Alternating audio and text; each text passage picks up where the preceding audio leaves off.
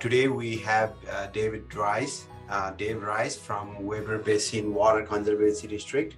He's a conservation coordinator, and he's been working with Weber Basin for almost 15 years now. Before that, he was working with in a similar position with Jordan Valley Water Conservancy District. So he has a long history of working with water conservation program. He's mainly focused on outreach, public education, research, and reducing water in landscape. And we are really thankful to have him in WaterWell with CWEL program. And without further ado, I would like to welcome Dave, and the floor is all yours. Well, thank you, Shatal. Appreciate the opportunity to share a few minutes with everybody that's joining. I know this audience is all over the country, and we've got some local people here as well. So for those of you that know me and with Weber Basin Water Conservancy District, you've probably heard some of this before. So bear with me as I go through this, but if there's questions now that come up, you've probably got my email address already. I'm happy to address those.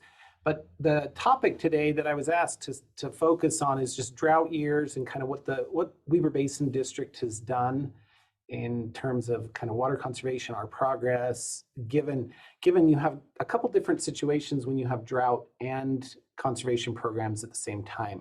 The behavior is different. What needs to happen is different. So what I'll do to give you a little background for Weber Basin Water Conservancy District is, for those of you that are not from the area, not familiar, Weber Basin is a large regional water supplier in northern Utah. We cover 5 counties. It's Davis, Weber, Morgan, Summit, and parts of Box Elder counties, just located just east of the Great Salt Lake and just west of the Wasatch Range. We kind of the main population base, 700,000 residents, is Davis counties and Weber counties, with Ogden and Layton kind of being the 2 larger communities within our service area. Within this larger regional service area, our watershed, it involves the Ogden River and the Weber River systems that extend all the way up to the Wyoming border. Within that system, we operate 7 dams. Now, the Weber Basin project, it was a federal project, but then that's why Weber Basin was formed, is to manage the water within this basin and the facilities. So there's 7 dams, 3 hydroelectric power plants, 4 large water treatment plants for drinking water. So we're a wholesale entity for drinking water to about 52 member agencies, and then we provide agriculture water, secondary pressurized irrigation water. We've got a huge system, 500 miles plus of pipeline in the ground, and we contract for about 235,000 acre feet of water annually within all of those uses. So the facilities are also used for flood control, for recreation, stream flow management. There's the environmental things we deal with as well, watershed protection. So all of these things kind of fit within our jurisdiction, within our responsibility, is managing the water within these watersheds, but meeting the water demands of an ever-growing population. So with some of you maybe not familiar with our service area as well, or this area, the secondary water is something that we have here. A lot of residents, 65% of our residents have access to secondary water. What that means is it's a dual system. We have a treated system that's connected to homes and facilities, businesses, and then we have a secondary system that's simply irrigation. It's pressurized for irrigation uses, residential all the way up to commercial and parks and schools and so forth. It's the largest contiguous system, secondary system in the nation, with Weber Basin's portion of that system being about 22,000 connections. That would be what we would call our retail section, where we're the direct provider to those residents and businesses. And then we have a wholesale irrigation companies that provide secondary irrigation to residents as well. And there's a list there of those other irrigation entities. So we're involved with a lot of different entities covering this large area, over 100,000 connections between Davis and Weber counties of secondary water. So that's a big thing for us that we're trying to manage. I'll talk just a little bit about a couple things related to metering of that secondary water and kind of how that plays a role in both drought and in conservation programs. So the district we're like all the other districts in the state. We're concerned about, of course, drought. We're concerned about long-term water supply with increasing growth, with increasing infrastructure costs, with maintenance costs, the public perception and priorities, their expectations, conservation. And so we're planning in terms of all of the long-term regional planning, we're looking at all of these factors, including climate variability. There's lots of assessment going on. Utah State's very involved with climate variability studies, which affects snowpack, which then affects water supply. And then many of you across the country, as well as locally, have probably heard the Great Salt Lake is at kind of record low points right now. As far as time where it's been measured, it's sitting at a record low. So there's a lot of concerns with that. There's just a lot going on. So we're embracing and planning for change. We're planning for the future. Conservation is going to be a big part of this. And then drought years sometimes just accelerate the conservation efforts. And we hope in terms of conservation that some of those changes become permanent changes rather than just simply a drought response and then back to an unsustainable norm. So I wanted to kind of give a background. Population plays a big role in this. If we were just a grown out community where there's death rates, birth rates are all the same, there's not a lot of growth, there's not a lot of change, the only real response we need is drought response, and we deal with that as droughts come. But we're in a situation, our population is growing dramatically. We're one of the fastest growing states in the country, and that growth occurs in the populated areas of the state. And we happen to be in one of those populated areas of the northern Wasatch, where growth is happening rapidly. And this chart, this Utah population growth chart, is an indication of what's projected, over the next 30 to 40 years, where we're right now sitting at about 3.5 million people statewide. That number is expected to grow almost double over the next 40 years. And with that growth, it's going to come an increased demand for water resources, let alone all your other issues, your traffic and everything. I can't even imagine, doubling the population, but that's the projected outcome over the next 40 years. And we've seen it. We've seen the historical trends happen. We're growing fast, and who knows what'll change to slow that down or change that course. But regardless, we're going to need conservation efforts. We're going to need increased supply to meet increased demands. So this little chart is just our own Weber Basin Water Conservancy District, kind of a demand projection with or without conservation. And we've got different colors there indicating the different supplies. And as I mentioned earlier in the first slide, we have a general supply of about 250,000 acre feet of water available on an average year of storage. And without conservation, you can see by the time we get out to 2060, our demands will be approaching 350,000 acre feet. So we've got a significant increase in thousands of acre feet of water that will need to be developed or acquired, and where do you get that? Where do you develop? There's no more water to be developed essentially at this point. You've got interbasin sharing maybe that can occur. You've got some different things that can happen, but it's not like we can just find another river. Hey, let's just use the other river. There is no more. We're in a terminal basin. The watershed is what it is. And with normal precipitation, we'll keep up with normal demands, but with increased demands, we're going to fall short in the overall capacity to meet growing demands. I wanted to show this chart. It's a little bit irrelevant maybe to drought or water conservation generally, other than showing that in the future we've got a lot of investment going on where there's a lot of pipeline in the ground. Some of these pipes go back 50, 60 years in the system. So we've got a lot of repair and replacement projects that are going to have to happen. We've got new development that's going to create a lot of new infrastructure that's going to happen. New water treatment plants, new diversion structures, new facilities, all to deliver and extend our water to where it's needed. And then conservation is going to have a big piece of that overall investment in millions of dollars out through the next 30, 40, 50 years. So it's not going away, it's growing. Conservation is playing a key role in all of this. And then tying drought into this, let me just talk a little bit about the last couple of years. And then I'm going to get back into some conservation programs, but kind of how drought has affected what we're doing and kind of accelerated to some degree some of the things that need to happen. And it's maybe even caused some awakening within the public and policymakers of what needs to happen, and maybe accelerating the speed at which things happen.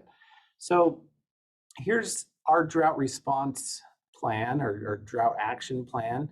As you can see, the different colors and the different stages of drought. And with this year we were kind of in that extreme severe category, that 4 and 5 level, where, and I have a little pointer here, so kind of in this 40% reduction of secondary water. There was a 30% in ag. There's indoor water use, M&I culinary indoor and outdoor. There was a lot we were asking consumers to reduce so that we could reduce our demand reduction could be, significantly lower. And we started this season actually right here in the extreme. We were asking our secondary users to cut back by 60%. All the others, across the board, agriculture was taking a hit. Everybody was taking a hit so that we could reduce nearly half of our total normal deliveries. And I'll show you why here in just a second. But public outreach was really important in this. Restrictions came into play, fines came into play. And I'll paint the picture of why this was. This is July of 2021.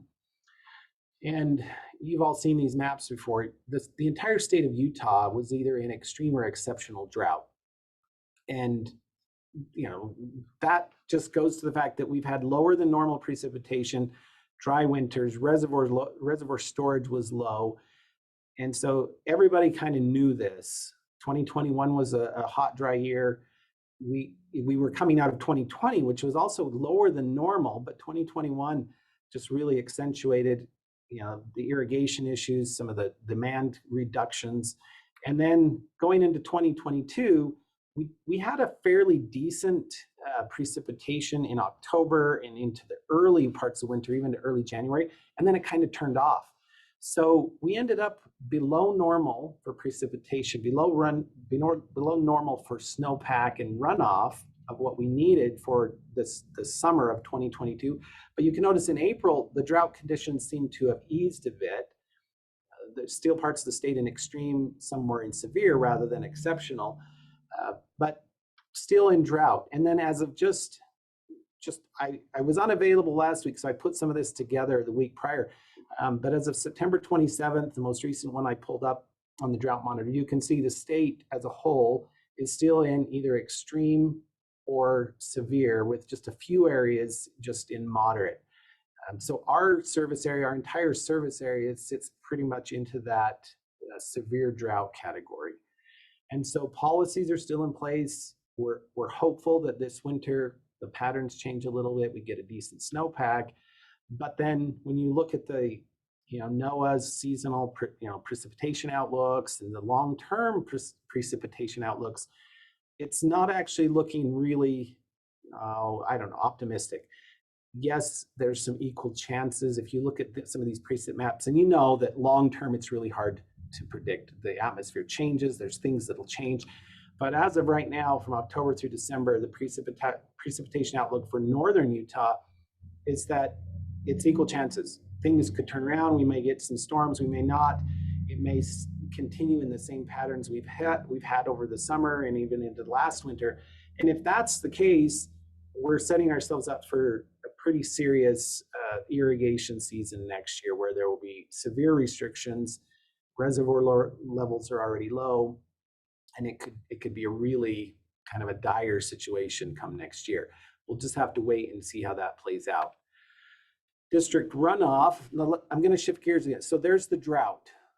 So that just looking at the drought monitors, looking at precipitation, and kind of how this is playing a role in conservation. Now let's look at some numbers in terms of the reservoirs. So last spring, well, I should say this spring, 2022 spring runoff. This is a chart that was generated as a forecast for what would end up in the reservoirs. Normal annual runoff is about 250,000 acre feet. And you can see that blue lines indicate a 30-year average. And the orange is what the current forecast was set to be based on if everything ran off as projected. And you can see most of those are at least half of what the normal 30-year average was going to be. Moving then to district storage, you know, if you feel like our entire service area, we can store about 400,000 acre feet. Some of that water is already, it's allocated to those other districts, those other entities, some of the ag users and everything else. So our total is about 250, what the district can use in that storage. But so total new annual storage is about 200,000 acre feet. In 2020, the runoff only resulted in 22,000 acre feet. So we started 2020 low. Luckily, the reservoirs were in good shape going into that spring. So reservoirs were full going into 2020. 2021, we resulted in only 7,300 acre feet of new storage, new water added to reservoirs. So 2021, things got worse. Reservoir levels lowered. Just not a pretty situation. Going into 2022, we knew it would be bad because reservoirs were low, groundwater was low, just not looking good. Although 2022, if you notice, there was an increase, there was a bump. We had a decent amount of precipitation, soil saturation improved, and so we actually it resulted in a little better runoff for 2022. And in addition to that, there was some negotiation, there was some inter-agreement collaboration or interagency collaboration between us and some other entities. So we were able to actually retain some water out of the Weber system that's normally diverted into the Provo River side. It's this long-term historical kind of agreements that have happened there. We were able to negotiate and retain about 20,000 acre feet of water in addition this year that we would not have seen. So that increased that 2022 storage significantly, which made a big difference. Reservoirs came up, they looked in decent shape, but going in early in the spring, our restrictions started pretty severe. Now I wanted to show you just a couple things. These are reservoir shots of several our reservoir facilities at the end of 2021. You can see boat ramps that are completely out of the water. So to give you perspective, you know, most of these would be through the season. Those boat ramps are able to be used all season long. But by the end of season last year, so looking about basically mid-September, this is what some of those reservoir facilities look like. So Echo on the low end by the dam, Echo on the upper end, there's not even any water there. East Canyon, some of you aren't familiar with these sites, but to give you reference, this East Canyon, there was an early dam. You can see that early dam in this photo, and then an additional newer dam that added more capacity. Rarely do you get to see that early dam. But water levels were so low that you could see that the early dam structure. Rockport, you know, all of these reservoirs just had this huge dry area. Funny enough, as you drive by these, you'd see a lot of people out there with metal detectors, and you know, I'm sure they were finding some good stuff out there in the what used to be the bottom of the lake.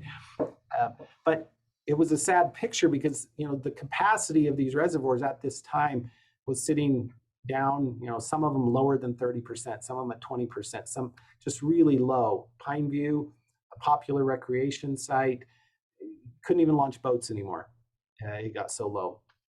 So to date, so this little chart, we call it a teacup diagram, shows, and this was just at the end of September, where our current status on a lot of these reservoirs are right now. Notice Pineview Reservoir sitting at 33% full, Causy's at 29% full, Lost Creek 39, Echo 49, East Canyon's doing a little better, Rockport's doing a little better.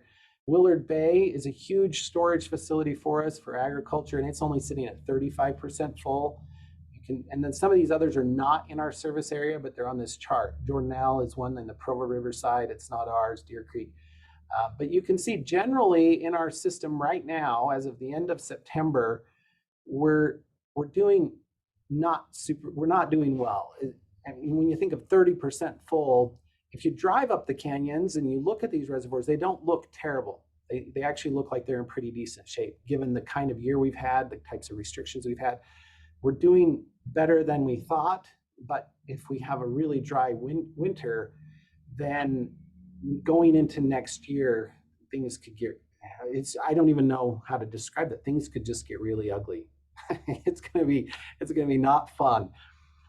So back to drought response then. Having painted that little bit of a picture for you, the drought restrictions that went into place of spring of 2022, back to that chart that I showed you, where we were asking people to cut their use by 60%. What that meant is unmetered customers had to go to 1 day a week irrigation.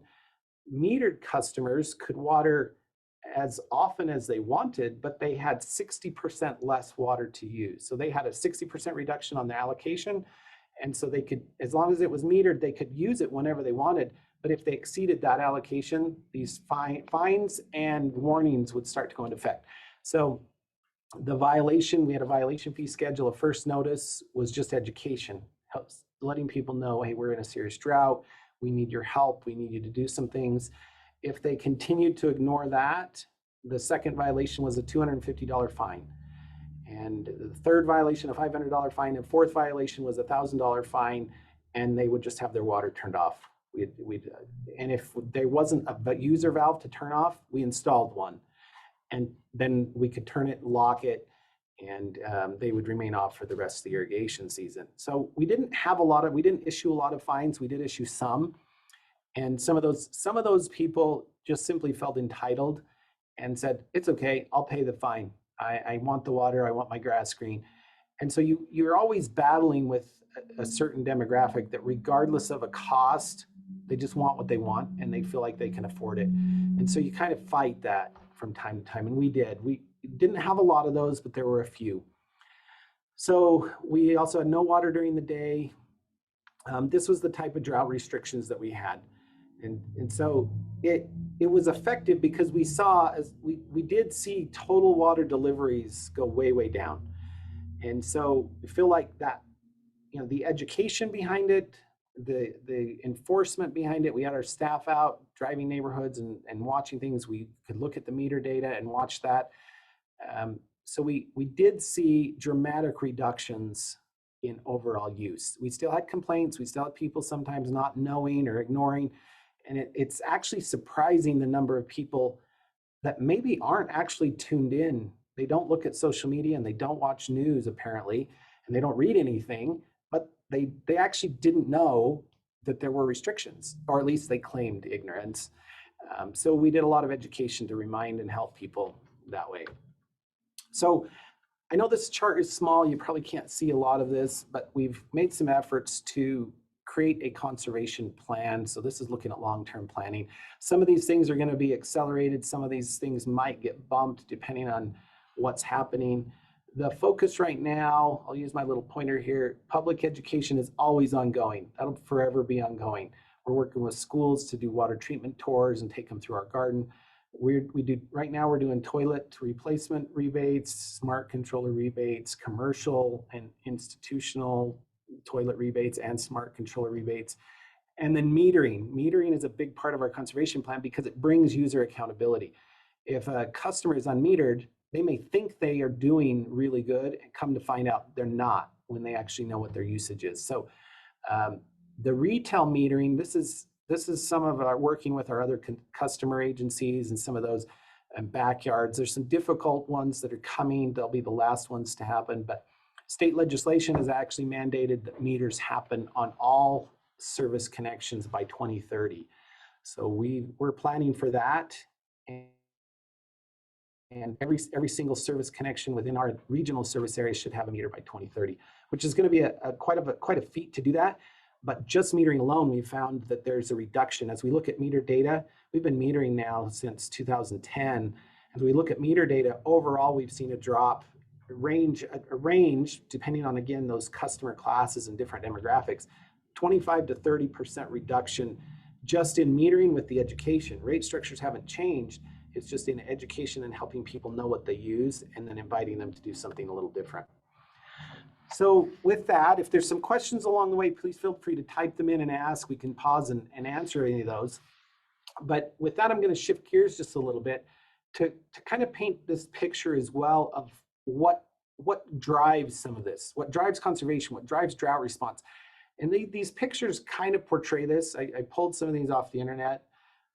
They're probably copyrighted. I'll probably get in trouble for that. But this shows a bit about what is kind of the problem here is it's just grass. And I'm a plant guy. My background is horticulture. I think there's absolutely a place for lawn. Lawn has some amazing functional uses and purposes, and it does some amazing things. And it's a great plant. But when it comes to conservation, when it comes to decreasing overall demand, we need to change structurally what a landscape looks like. It doesn't mean eliminate all the lawn. It just maybe means eliminating lawn that's not used the same as all other lawn. Lawn has function in some spaces and doesn't. Park strips are one of those. Side yards are one of those. Overall reduction, maybe bringing the total lawn down to a 35% of the total area rather than 100% of the area. So lawn, we look at images like this, the value of water, the economic value of water. You could always argue that crops have a much higher economic value, and we irrigate, yet, landscape irrigation, sprinklers on lawn versus sprinklers on even alfalfa or corn, there's no question that there's a market for one product and not the other. I don't know anybody that's selling grass clippings. When you develop that market, you're going to be a millionaire. But until then, we're just dumping a lot of water on for an aesthetic, for a feel, a quality, but it's a different value than an economic crop value. And so, of course, landscape irrigation is always going to take the priority in terms of what has to get cut first. So we've tried to tie all this into the long-term conservation messaging. The education is, we need to change something. How do you do it? Well, we've built a garden on our site. We have a 2-acre demonstration garden. Many of the other large water districts in the state have gardens that are fantastic. These are great learning resource locations. And so the emphasis is found in landscapes. So one is we're metering, we're telling people what they're doing, what they can do better. We're doing rebates to offer incentives to change something. And then these programs that focus on landscapes, local scapes programs, CWEL trainings, IA trainings, these gardens that show, that put into a reality what we're asking people to do. And if you'll notice in this picture, we have some little grass test plots where we're different varieties of grass. There's different flowering plants. You can have very, very attractive landscapes while achieving a conservation goal and a conservation ethic, especially here in our climate.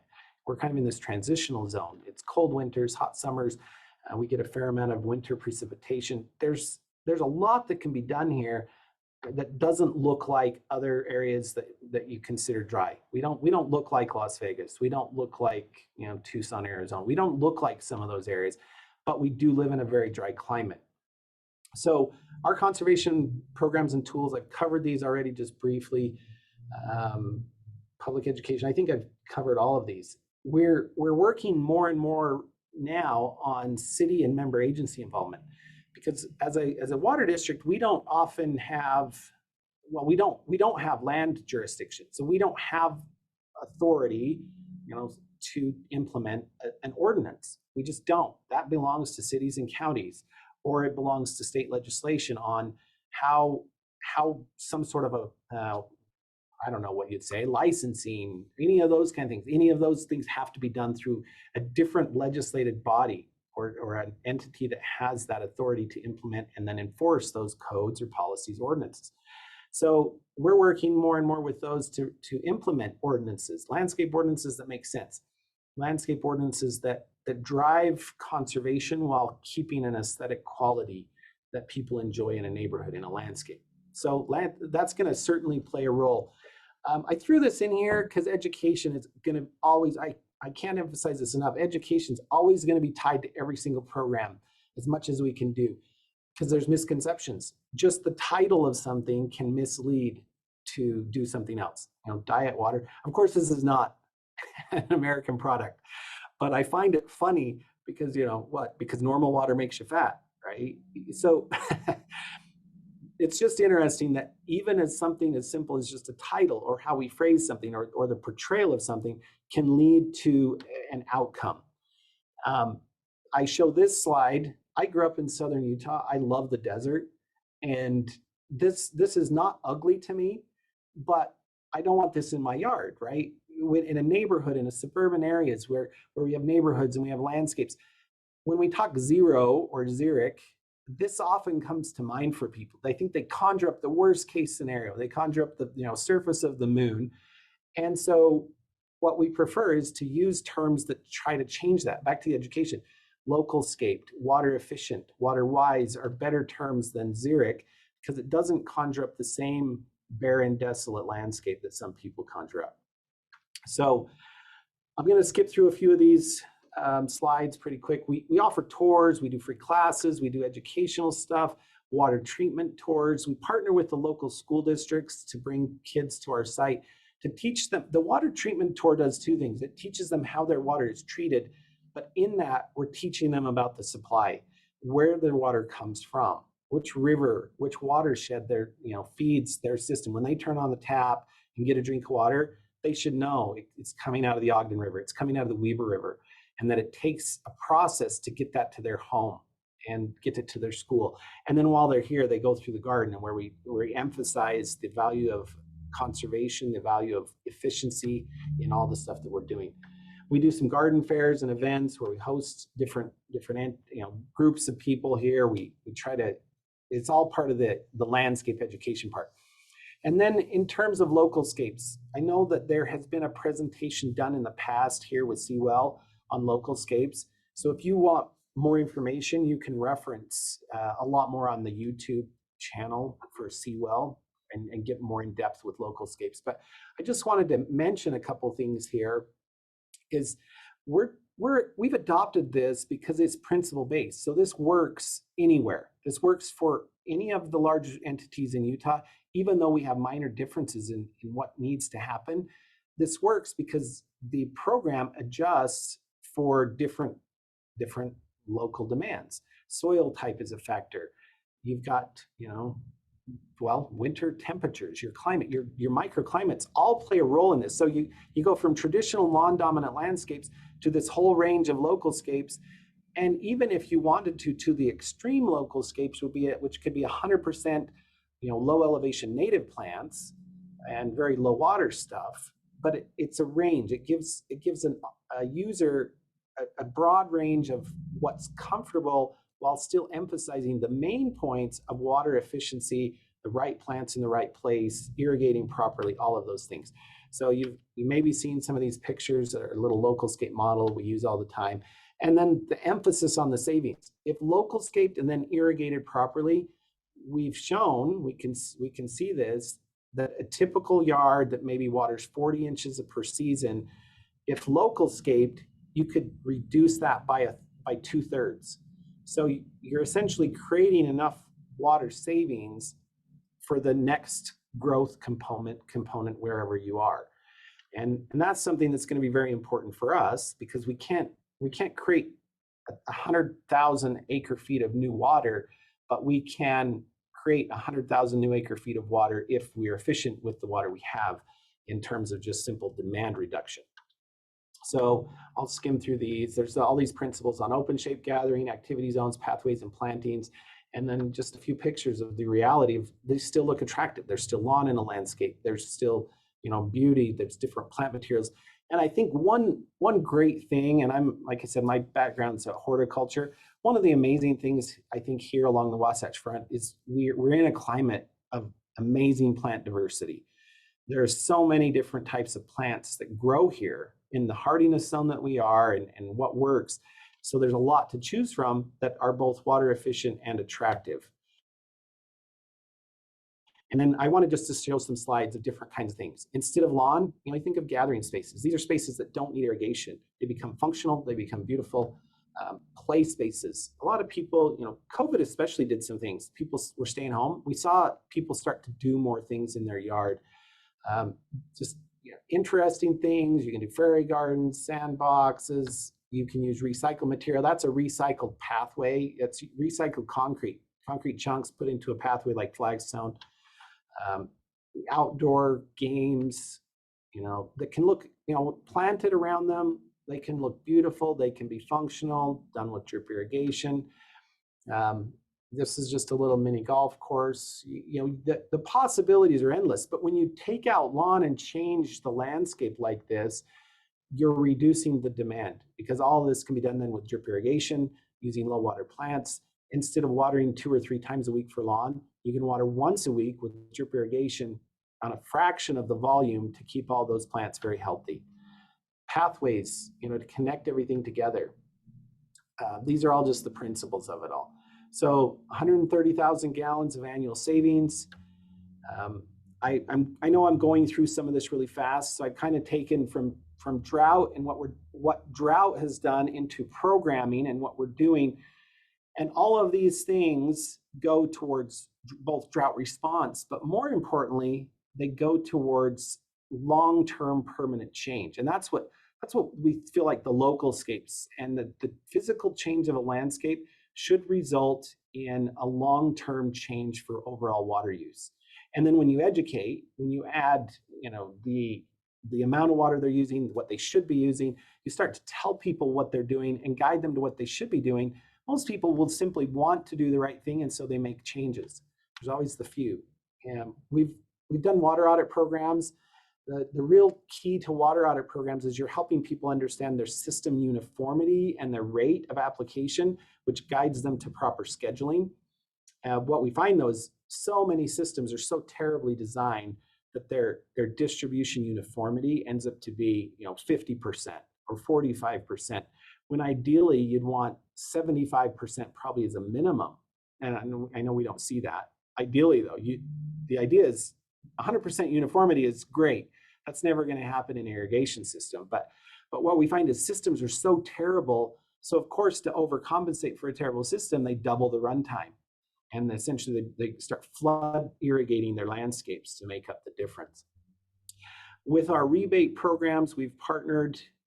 We're fortunate, I think, here in Utah on the Wasatch Front, the large water districts and even the State Division of Water Resources, we're all merging into the same types of programs. We're partnering, we're working together, we're collaborating, and Utah Water Savers is one of those areas. So it's a statewide hub for rebates, but then each district can kind of do their own rebates within Utah Water Savers. So some programs are statewide, great. Anybody in the state can go to Utah Water Savers and apply. If they go there, they can actually see programs available to them in their city as they log in and go forward. So each district can create their own programs, but it's a centralized hub to allow users then opportunities to find rebates, to find incentives, and to get more education about water savings and water saving rebates. Currently, our smart controller rebate program, this is not correct. This slide needs to be updated. Right now, it's a flat rate. It's $75 per controller. It used to be 50%, maximum $150. Now it's just a flat $75 for a smart controller rebate. Lots of examples out there, Orbit, Rachio, Rain Machine. And what we're seeing is technology is expanding. There's more and more products available. I won't go too far into the smart controllers. I should just say smart controllers are only as smart as the programming that goes into them. We've seen through some of our own studies where we put a few controllers out there. We actually gave consumers a controller and just said, here, you install it, you set it up, you run it, and we watched their water use. These were metered customers. And for some of them, their usage didn't change. For some of them, their usage went up. For some of them, usage went down. But it goes to say that without the proper inputs and programming, smart controllers are only as smart as the inputs. And so, manufacturers that say, oh yeah, you can save 50%. Yes, if somebody installs it and really watches it and really fine tunes the settings on those things, great, you'll save a lot of water. But if an average homeowner that's not invested in technology, it really doesn't think about it that much, they may end up actually using more water. So that we have to be careful on just promoting a product without the education that goes with those products. On the commercial side, we're seeing WeatherTrack, we're seeing Weathermatic, Rainbird. There's a lot of various really cool technology and great products that are facilitating the larger site management. When you have a site manager that has 100 properties to take care of, these tools are actually making it really, really effective for them to be able to shut off water remotely, to watch what's going on sites remotely when you've got only a couple of guys, a couple of trucks, but you got hundreds of sites. There's no way you can possibly visit all those sites to make minor changes, but with these systems, you can do it. And so I think on the commercial side, there's a real potential for significant savings if we can get contractors on board, water managers on board that are managing these properties.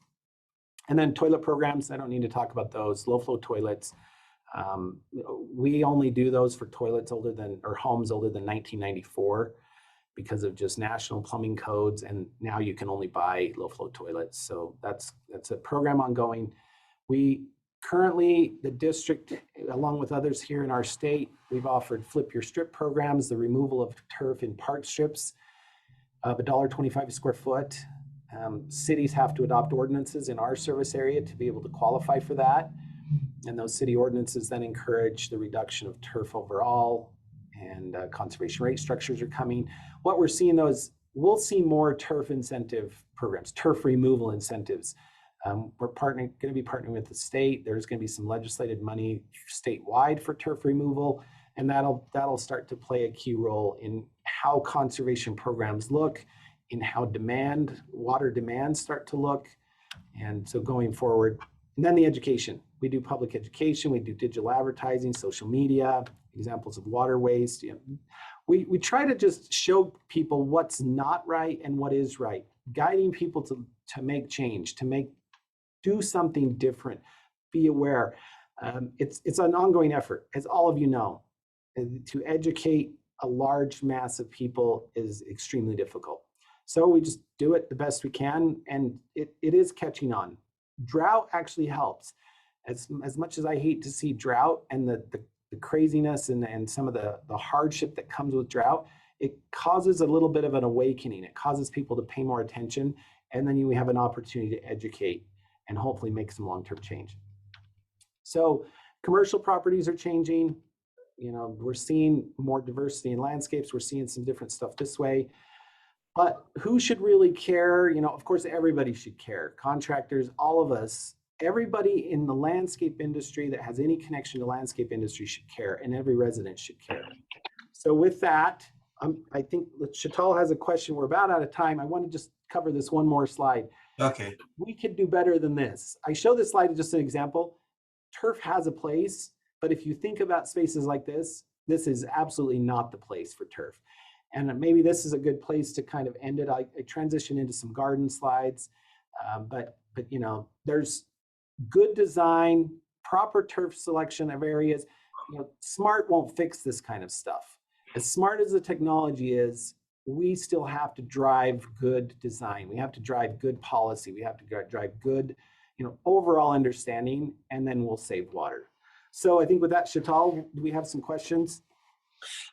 Yes, Dave, and I didn't want to interrupt you on the slides, but if you have a few more, just go on and we'll take it on. But we don't have more. I'm right here at a point. I was just going to show some slides of our garden. This is a great place to just take some questions.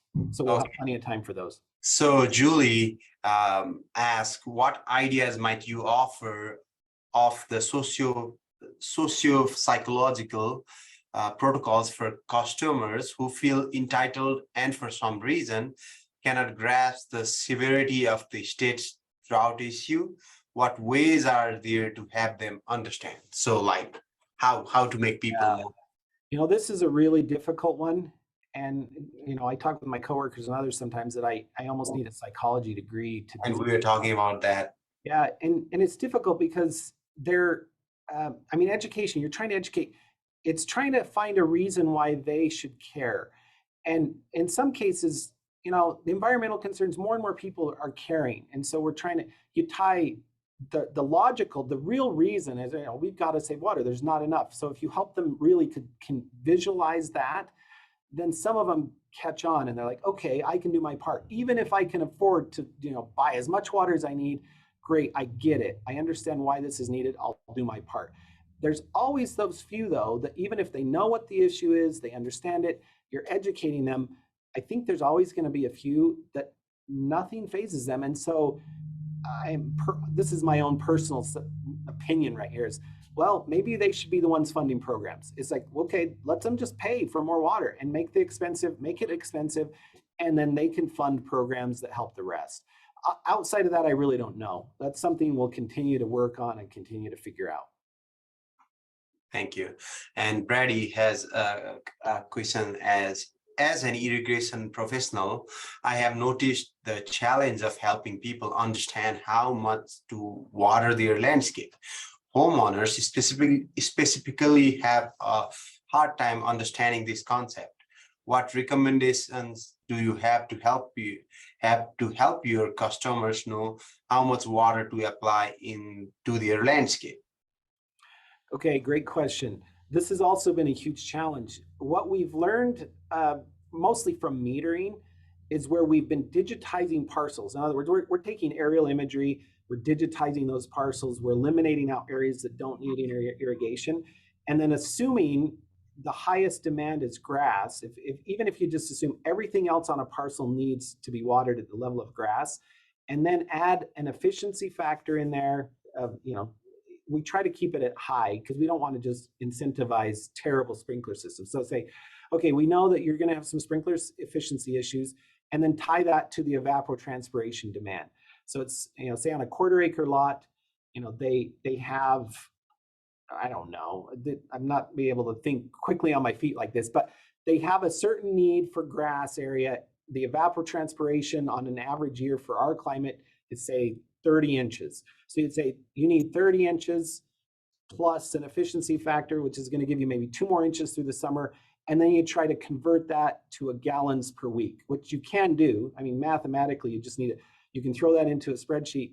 30 inches equals this many gallons per square foot equals then this much water, per season. And then you can divide that up seasonally, not necessarily dividing it equally through the 6 months, which we have a 6-month irrigation window, because your peak is going to be kind of July and August.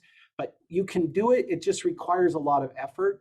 But once people see that, we found that with metering, once they see that and kind of in a bell shape, you've got increased demands going through the summer, and then it tapers off again. If you can help people see that need and tied with that target of, you only need 30 inches a year, then we've seen the use come down. But it's a lot of effort. It's a lot of work. And it's taken us a few years with metered customers for them to catch on and make permanent change. So if you have a customer, you might have to work with them for a year or two for them to grasp that concept and realize, look, my lawn still looks fine on 30 inches instead of 40. It's a tough challenge. And I would like to add something onto that. I think it's taking that fear out from customers as well. So like tweaking with your irrigation systems and like watering, I don't think everyone might be comfortable. So I think more trainings and more demonstrations, maybe more hands-on, I think that's going to help. Yeah. With our audits, that helps people because they visually see you setting cups out and measuring. And so they can kind of then see, oh yeah, I get it. There's a dry spot there. And now your data shows me why. But it's a tough process just to tell somebody, like Chantal says, fear, they're sometimes afraid, they're sometimes just not understanding, or they just simply don't believe you. It's like, oh, you're the water district. You guys just want to control my life. I don't believe you. So it's establishing a trust factor and pulling the knowledge that exists together to say, we're not just making it up. We really do know some of this and we need your help. And anyway, it's a tough thing. Also, Michelle asks, are commercial property water audits available through the district? So on commercial properties, if we have time, we will go do commercial properties. They're a little different process and a little more involved. And so if you're asking in terms of, for something that's required by a city to meet a requirement for efficiency, our audits would not meet that demand. You'd have to hire an actual irrigation association certified auditor or a certified contractor to do that kind of an audit. But ours are more geared on that education, that residential educational level. But we've done a few commercial properties where the site manager's there, whoever's managing that sprinkler system is there, and we work with them to go through their system the best we can. They just take a lot of time, and we usually don't have enough staff to do a lot of those commercial properties. But And this last year, we didn't do any audits because of those restrictions. So we didn't want to do an audit and give people some sort of a schedule that would just counter the drought restrictions. So we just didn't do audits at all. So, but year to year, you'll have to watch. But if you're in our area or something, you can reach out to me and we could let you know if it's available, if we can assist with that. We'd be happy to try to do anything we can. Awesome. I think those are all the questions that we have for now. So you could just move on if we have like 10 more minutes. Well, if I can show just a couple of slides of the garden if everyone's still on and has some interest here. Our 2-acre demonstration garden, as I mentioned, we've got some different varieties of turf. Now this picture is actually an older picture. There's been some remodeling done, but we've got a few different varieties, some warm season buffalo grass and blue grama, those types of grasses in addition to cool season grasses. We meter these separate so we know the water use that's applied to them every year. The different areas of the garden are also metered, just showcasing different types of, we have some small front yard. There's a little house frame that's kind of simulating a front yard example, some backyard, just general design type things. Everyone's not going to have this massive structure with a wisteria growing on it, but the idea is that it's plants that are growing, they're maturing in a landscape where they can come at any time of year and see something flowering. So if people try to think, I'd love to have something in the summer that's low water that flowers, great, come to the garden, see what's blooming in July or August, and then you could go look for that in the nursery. And we try to incorporate things that are sold in the nurseries, not just crazy rare things that no one can find. Bulbs, we have a lot of bulbs. People come around in the spring. The fall color. So again, the whole purpose of the garden is just to showcase plant types and their unique characteristics that people would want to incorporate into a residential landscape. Fall color, spring blooms, summer blooms, low to the tight to ground covers, whatever you name it, there's going to be some plants that fit that characteristic that you could use in a landscape. So I was just a few short pictures of our garden. If you're here locally, we'd invite anybody to, the garden is open to the public. You can come anytime. The garden hours are 8 to 8 every day. The after kind of winter hours are just more business hours. Usually you could go like a 7 to 5 during winter hours, but it's certainly open. I will mention quickly, our programs are growing. We've started kind of small. I was a staff of 1 for quite a while here at the district, and then we've added staff slowly. We're up to, I think now, five of us doing various aspects of conservation and metering. Metering takes a lot of demand, a lot of staff, but it's growing. Conservation, the need is growing. Our programs are growing. The education effort is growing. So we're grateful for that and look forward to continued growth. Before going, we have one more question from Michelle, I guess. For metered secondary system, you mentioned that you require them to cut irrigation by 60%. Is that 60% the water they have been using in the previous year, or 60% of the water budget their sites should have had? That's a great question, and thanks for asking. So we were asking them to cut 60% of the water that they have allocated to their parcel. And so if a parcel had 1 acre foot, that's what's allocated to their parcel, we would ask them to reduce that volume by 60%. That's what started out in 2022. As the season progressed and as some of those exchanges, the collaboration with other entities happened, and we were able to acquire that extra 20,000 acre foot, that eased up to 40% reduction, and that held through the rest of the season. But yeah, it was just based on the total allocation, not a projected estimate need or anything like that. And that's a great question because our parcels do have an allocation based on parcel size.